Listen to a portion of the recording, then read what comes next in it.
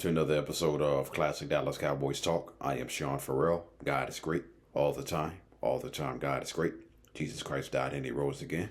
Just going ahead and get into it. First of all, just prayers up for the all the children who have lost their lives in the Texas floods. I've been praying for them. Let's continue to pray for that area of Texas where devastating flooding has taken place.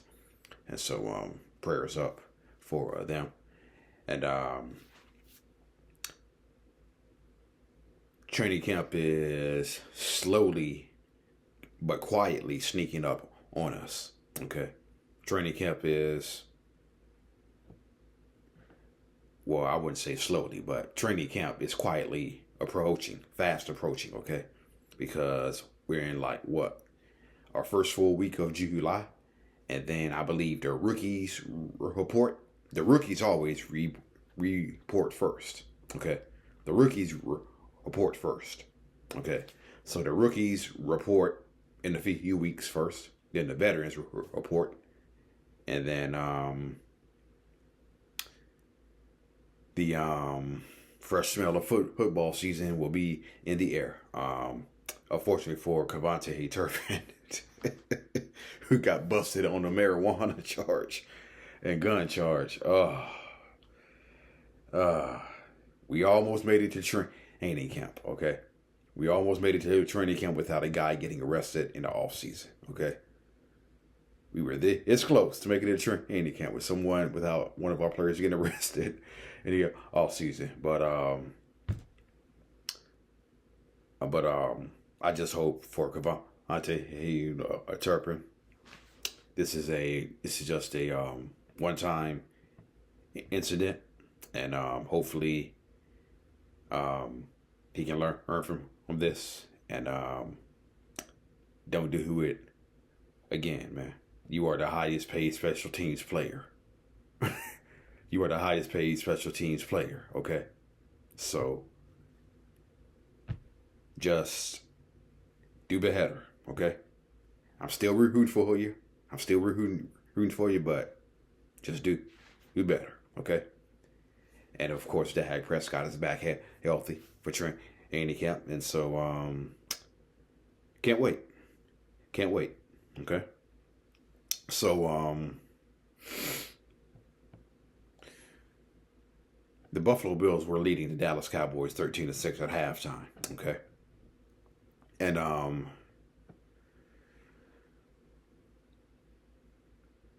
I made a video saying how some of the Buffalo's players were talking trash to the Dallas players, okay?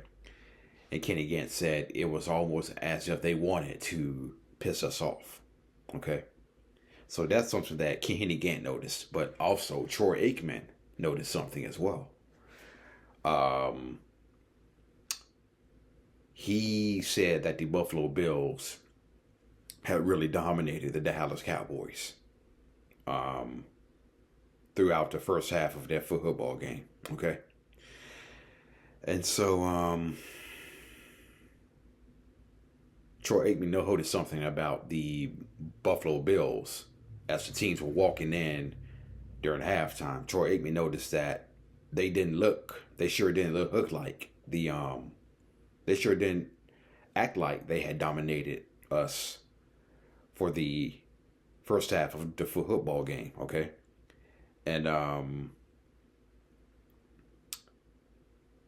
that was an interesting observation by Troy Aikman because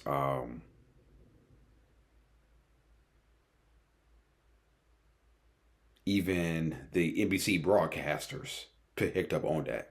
Most notably, O.J. Simpson, who was working for NBC Esports. O.J. noticed that there wasn't a whole lot of enthusiasm despite the Buffalo Bills having the lead, okay, at halftime. And of course, the second half started and the rest is history. And there was an argument, a friendly argument, okay, over who was Super Bowl MVP. Emmitt Smith got the Super Bowl MVP. Okay. And James Washington took offense to that. James Washington took offense to that. Okay. He did have to fumble return for a touchdown that tied the game. He also intercepted Jim Kelly and made a number of key tackles that game. And so there was an argument that took place that Emmitt Smith should not have been the MVP. And so James Washington probably jokingly, and probably seriously, a little bit seriously, says to this day, who was the MVP of Super Bowl 28? And James Washington always says, James Washington was the MVP of Super Bowl 28, right? So there was a little friendly argument going on between Emmitt and James Washington. And after the 1987 season, Tony Dorsett was traded to the Denver Broncos, and Dorsett, it was said that Dorsett had wasn't happy about the fact that he was underpaid for years, and how when Herschel Walker came in 1986, he was virtually making, Walker was making more. Okay, so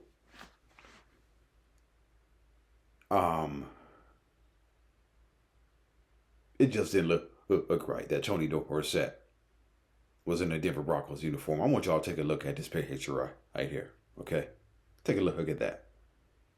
Tony Dorsett does not look right in a Denver Broncos uniform. Okay, so that would just be like Tony Romo ended his career in Jacksonville. That would be like Troy Aikman ended his career in St. Louis. That would be like Emmitt Smith ended his career in Arizona, right? It just didn't look right. Okay. So, but you remember when we signed Eddie George in 2004, right? We signed Eddie George in 2004. It just didn't feel right. It just didn't feel right. It just didn't look right that Eddie George was in a Dallas Cowboys uniform. Just didn't look right. Just didn't feel right. Okay. And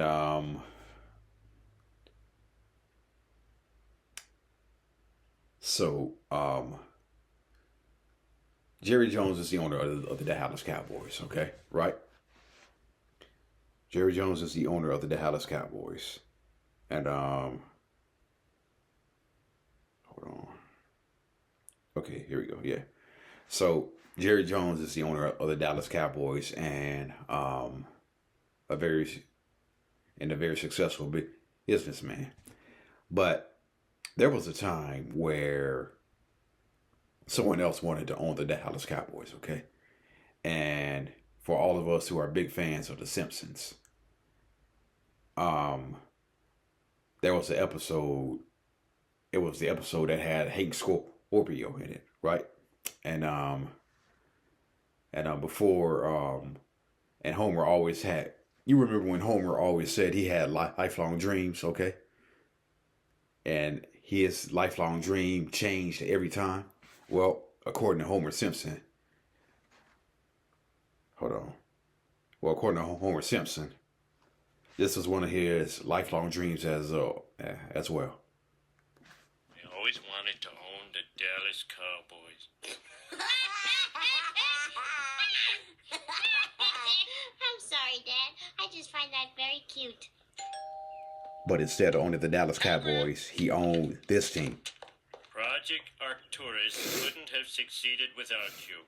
This will get you a little closer to that dream of yours. It's not the Dallas Cowboys, but it's a start.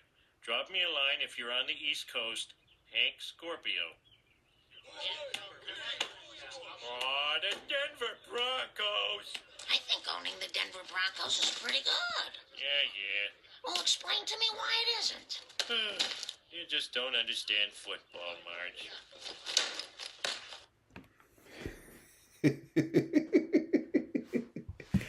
Yeah. Would Homer Simpson make a better owner than Jerry Jones? I would say probably not. Nah. I don't think so. Hold on. No, not that. Okay.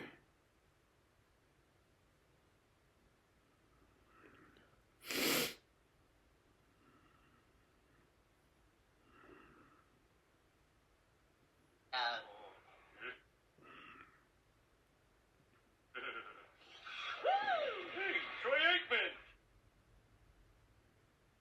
Okay.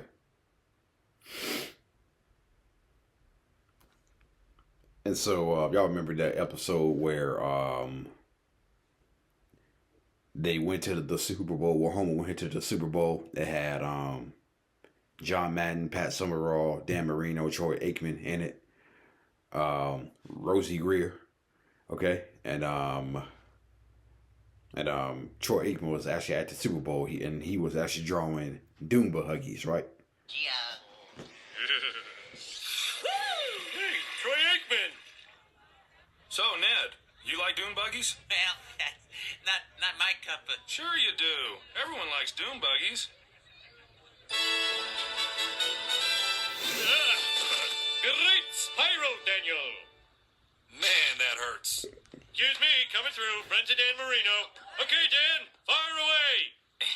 I'm Dan's manager. This is Dan.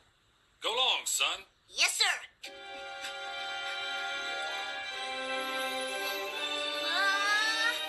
I'm catching a pass from Dan Marino. This is the greatest moment of my... Homer Simpson with a pick. Hey, Bubba, Hacksaw, get that moron. Uh-oh. Lateral to Bart.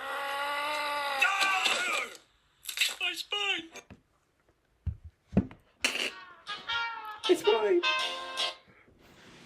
Yeah. So Troy Aikman's drawing dune buggies. Yeah.